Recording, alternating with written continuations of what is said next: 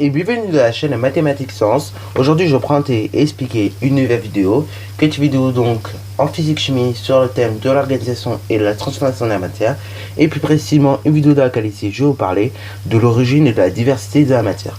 Alors là bon, comme vous pouvez constater, la vidéo est tournée, il fait à peu près nuit. Donc du coup bon, comme vous pouvez constater, j'ai réussi à avoir une nouvelle lumière. Bon, en réalité non, je rigole. C'est juste que j'ai réussi à avoir un nouveau téléphone. Donc du coup bah voilà, ça fait une lumière magnifique et du coup bah, vous pouvez mieux voir la vidéo, ok. Voilà, donc c'est une petite parenthèse dans laquelle j'allais vous parler de ça.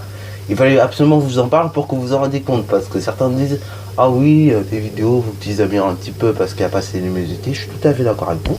Alors comme je vous disais, et bah voilà, follow, j'essaie d'améliorer un peu mes vidéos comme comme vous me le suggérez. Et là bah effectivement certains me disaient que la vidéo n'était pas forcément très bien lisible puisque il faisait nuit et il n'y avait pas forcément la lumière allumée. Alors je suis tout à fait d'accord avec vous et c'est pour ça que j'avais hâte là d'avoir mon nouveau téléphone pour vous faire une bonne lumière. Surtout que celui-là il marche bien apparemment. Enfin en tout cas j'ai testé un petit peu, il marche bien. Donc je suis bien content avec ça. Alors bon, ça peut arriver par exemple la lumière de la vidéo se coupe un peu. Ce sera normal puisque bah, en fait le téléphone par moment quand on est trop en inactivité et bah du coup il s'éteint, hein, et du coup bah il désactive les fonctionnalités afin de ne pas utiliser la batterie, ce qui est en soi très logique mais du coup un peu casse-tête. Alors du coup bah voilà, ça c'était pour l'introduction mais pas l'introduction de la vidéo. Alors comme vous pouvez le savoir, donc l'univers est bah né il y a 13,7 milliards d'années, donc on peut noter d'ailleurs GA, donc GA c'est à dire milliards d'années. C'était une symbolisation utilisée donc et ben, en sciences notamment. Et donc justement bah voilà, cet univers est né il y a 13,7 milliards d'années. Et donc du coup bah on pourrait se poser la question, bah la matière elle apparaît quand? Bon, en fait la matière qui existe, hein, donc toute la diversité de la matière, donc hydrogène, carbone, ainsi de suite, et ben en fait la matière elle, et ben pareil, elle est apparue au même moment que l'univers s'est formé. C'est-à-dire l'univers ne s'est pas formé comme ça sans rien. En fait l'univers s'est formé avec de la matière. Et donc du coup, et bah d'abord on avait par exemple de l'hydrogène, après de l'hélium, ainsi de suite. Et donc du coup, bah voilà, la matière elle est apparue il y a 13,7 milliards d'années aussi, au moment du Big Bang, ok. C'est-à-dire avant il n'y avait rien, c'était vraiment vide. Et là au moment du Big Bang, ça a fait une grosse explosion, bouf, après l'univers, et bah a commencé à naître, ok. Alors au bout d'un quart d'heure, donc bah déjà on pouvait constater que les protons et les neutrons se sont associés, et bah justement pour former les noyaux les plus légers. Donc par exemple c'est le cas de l'hydrogène, de l'hélium qui constitue donc environ 98% de l'univers, ok. Voilà. Alors également il y avait le lithium. Donc le lithium bah, c'est aussi un des composants qui fait des 90% de l'univers, ok.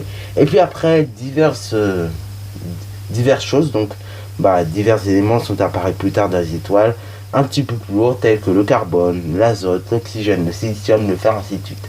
Alors dans les étoiles, je vous ai peut-être dit, et ben au niveau des éléments on peut aller jusqu'au fer, c'est-à-dire 26 éléments, 26 électrons plus précisément.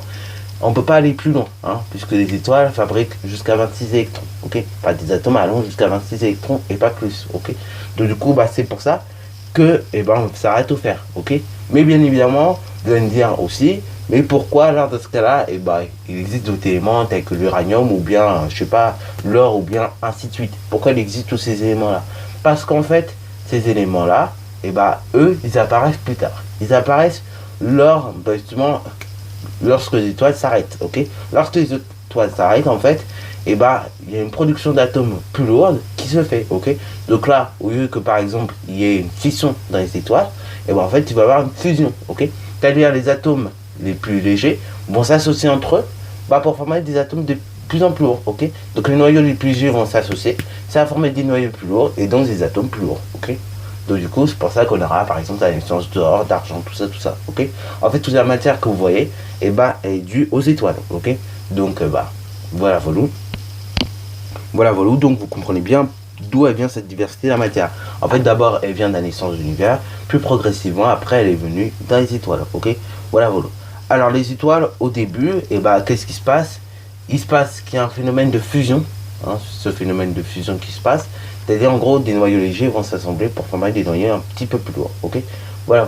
Et donc du coup bah malheureusement quand les étoiles elles sont en pleine vie, et bah ce phénomène ne va jusqu'au fer, ok.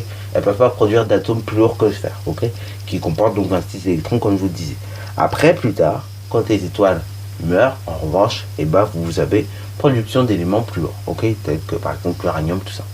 Alors, les éléments donc, et bah comme vous pouvez constater, il y en a dans l'univers, mais il y en a aussi sur Terre, hein, parce que sur Terre aussi on peut constater, par exemple, que bah il y a de l'oxygène, il y a bien de l'azote, il y a bien du carbone et ainsi de suite. Donc ce sera un petit peu intéressant de s'intéresser aussi aux éléments autres. Pour ça, je vous propose un petit graphique, diagramme circulaire, qui résume un petit peu tous les éléments. Alors d'ailleurs, il faut savoir un truc en fait, c'est que les éléments donc qui composent l'univers et bah, sont identiques. C'est-à-dire que ça soit au cœur des étoiles, dans les galaxies, sur Terre, ou bien dans le corps humain, ou bien dans d'autres planètes, ainsi de suite, bah, en fait les éléments sont partout identiques, les mêmes, ok. Donc à chaque fois vous aurez les mêmes éléments. Alors du coup, bah voilà, on pourra retrouver principalement de l'oxygène. Après, en deuxièmement, on trouvera principalement du carbone. Après, ce qu'on pourra y trouver également, c'est de l'hydrogène, de l'azote, du calcium, du phosphore et plein d'autres éléments, ok. Alors, et cette composition, bon, évidemment, elle va changer un petit peu selon là où on se situe, mais néanmoins, on va retrouver à chaque fois les mêmes éléments, ok. Donc ça, bah là, le diagramme qui vous est proposé, c'est pour les éléments présents dans l'univers. Donc on a reporté à chaque fois les éléments, enfin, combien ça faisait, chaque élément qui était présent dans l'univers en pourcentage. Donc voilà, ça c'est un pourcentage des éléments présents dans l'univers. Après, dans le corps humain, bah, on va retrouver ces mêmes éléments, mais pas forcément en même quantité, ok. C'est ça la petite différence qu'il y a, la petite subtilité. Mais on retrouvera tout de même, par exemple, du phosphore, hein. On va retrouver du phosphore dans le corps humain, du calcium aussi, hein. C'est ça qui maintient vos os. Après, vous avez de l'azote aussi, hein. Voilà vos os. Vous avez de l'hydrogène, du carbone, ainsi de suite, ok. Vous avez tout plein d'éléments. Voilà. Bon, sur ce, bah, c'est tout pour l'origine et la diversité de la matière. Ce qu'il faut en retenir, donc, c'est que toute la matière que vous connaissez, d'abord, est apparue, bah, en fait, au moment du Big Bang, progressivement dans les étoiles, et que après, bah, tous ces éléments, en fait, ils sont identiques partout où vous allez dans l'univers. Le seul truc qui change, en fait, c'est la composition, c'est bah, le nombre qu'il y en a, ok. Mais sinon, et bah, c'est identique. Vous avez à chaque fois les mêmes éléments partout dans l'univers. Voilà, sur ce, c'est déjà la fin de cette vidéo. Si tu as bien aimé, n'hésite surtout pas à la liker, commenter et bonne reste à toi en mathématiques et en sciences.